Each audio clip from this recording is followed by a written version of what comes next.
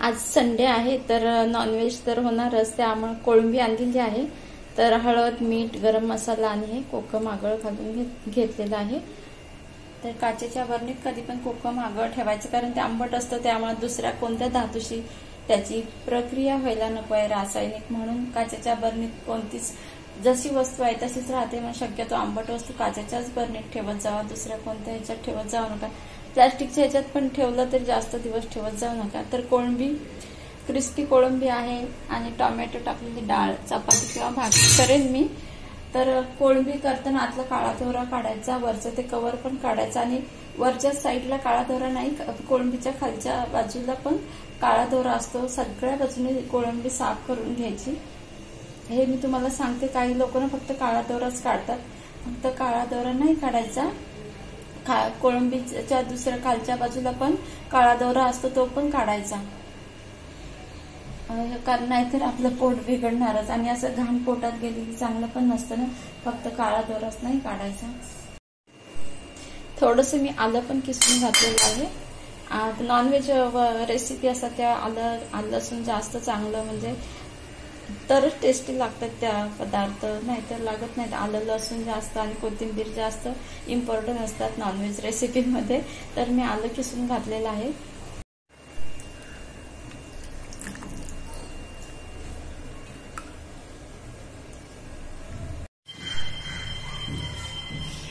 कुरडई तळलेलं तेल होतं ना, थोडंशी वाटीमध्ये काढून ठेवले, तेच घालते आता, वापरते जेवणामध्ये. 2 चमचे तेल घातलेलं आहे. हिंग घालायचं आहे अगदी, तुम्हाला जशी डाळीची क्वांटिटी असेल त्याप्रमाणे घालायचं. पाव चमचा किंवा अर्धा चमचा असं. सगळा टोमॅटो घालून घेते. थोडीशी हळद घालते.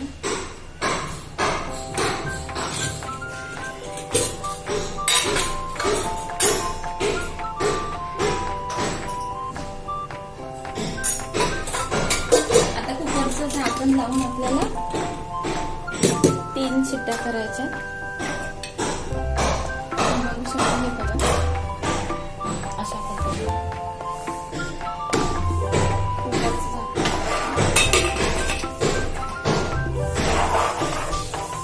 आणि गॅस चालू करते. एकदम फास्ट नाही गॅस ठेवायचा, मीडियम ह्याच्यावरच ठेवायचा. हा 3 शिट्ट्या म्हणून घ्यायचा.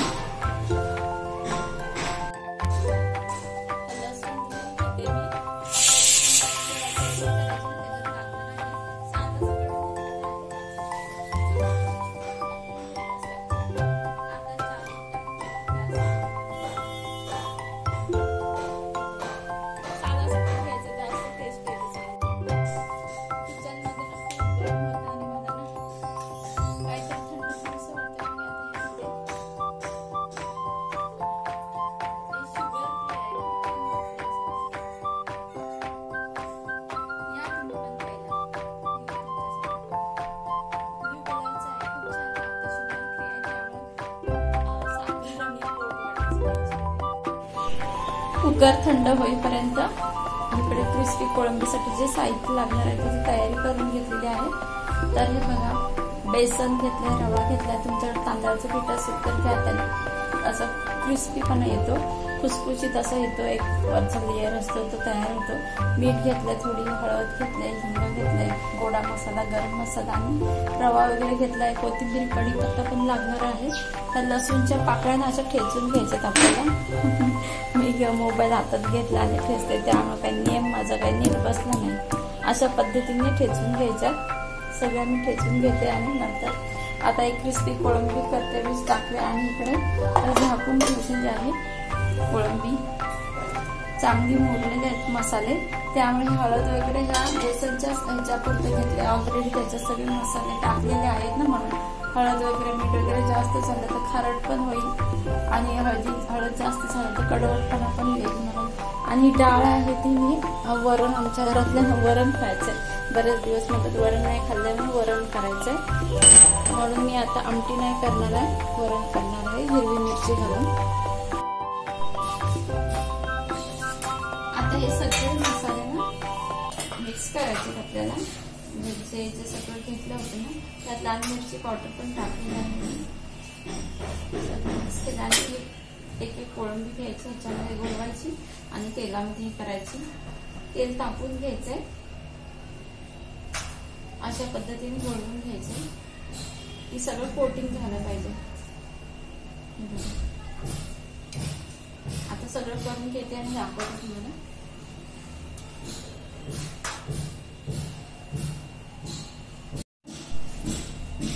तेल पण तापलेलं आहे आणि हे सगळं कोटिंग करून घेतलं. तुमच्याकडे सतत मासे बनत असतील असे आठवड्यातनं 2-3 वेळा, तर हे पीठ जर काही वेळा जास्त होतं तर तुम्ही एका डब्यात भरून फ्रीजमध्ये ठेवलं तर चालू शकतं.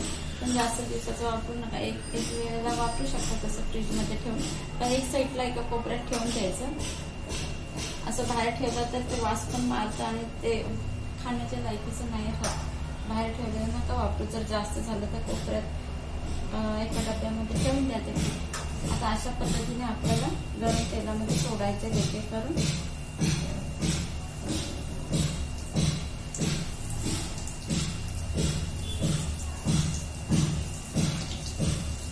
आणि छान लागतात, एकदम स्टार्टर म्हणून सुद्धा खायला चांगले लागतात. हॉटेलमध्ये आपण जातो तेव्हा ते स्टार्टर मध्ये असे क्रिस्पी कोळंबी खातो. लहान मुलांना खूप आवडते अशा पद्धतीची कोळंबी. त्यांना रस्त्याची खायला नाही आवडत, पण अशी खायला आवडते. जर तशी आवडत असेल तर आपल्या मुलांसाठी जे आवडतं ते त्यांना द्यायचं. कसंही करून त्यांच्या पोटात गेलं पाहिजे, हेच महत्वाचं असतं. आता सगळ्या कोळंबी तेलामध्ये झालेल्या आहेत घालून. आता आपल्याला त्याच्यामध्ये घालायच्या ह्या मिरच्या तोडून घाला, नाहीतर येतं तांदळात ताडतं मुलं उडतात त्या. आता आपल्याला घालायचं आहे लसूण. लसूण ठेचून घेतलेला आहे.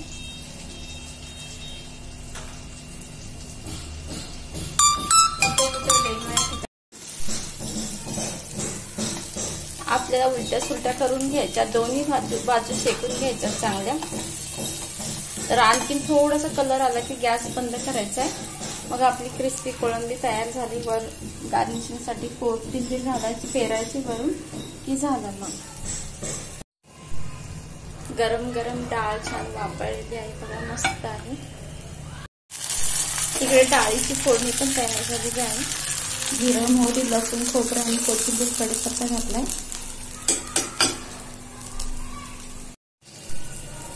कोळंबी तयार झालेली आहे, क्रिस्पी कोळंबी. वर कोथिंबीर घालायचे. अशा पद्धतीने गॅस बंद करते मी आणि अशी तव्यामध्ये ठेवायची, मग आणखीन जास्त क्रिस्पी होते.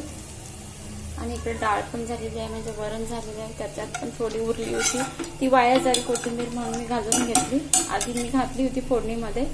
आता भाकरी करून घेते.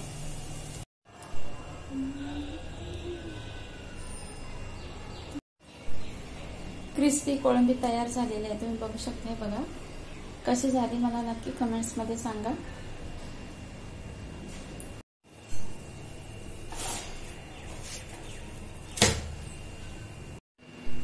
एक भाकरी भाजून झालेली आहे गरम गरम. संडे स्पेशल जेवण तयार आहे.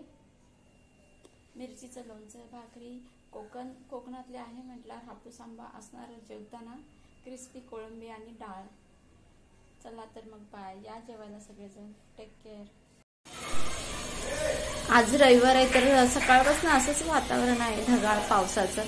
आणि काय कळायला मज्जा पण वाटते, पण काय कळायला माझं डोकं पण दुखतं अशा वातावरणामुळे. पण आज नाही दुखत आहे, खूप मजा वाटते, मस्त वाटते. हे बघा सगळं खाऊन पिऊन झाल्यानंतर सगळी भांडी घासून घेतले. सगळं बेसिन स्वच्छ केलेलं आहे, सगळं स्वच्छ केलेलं आहे इकडं. आणि परत सगळा पसारा इकडे येऊन बसलेला आहे. आता हे तर संध्याकाळी नळ आल्यावर स्वच्छ करेन ना. आता हे थोडे जड भांडी, एक कुकर आहे ना तो घासायचा ठेवलाय. त्याच्यात डाळ पण भरपूर शिल्लक आहे. ह्याच्यामध्ये तूप आहे, डब्यात गाळून ठेवायचं. सगळं किचन ओटा स्वच्छ करून झालेलं आहे. झालाय, हा स्वच्छ करून झालाय.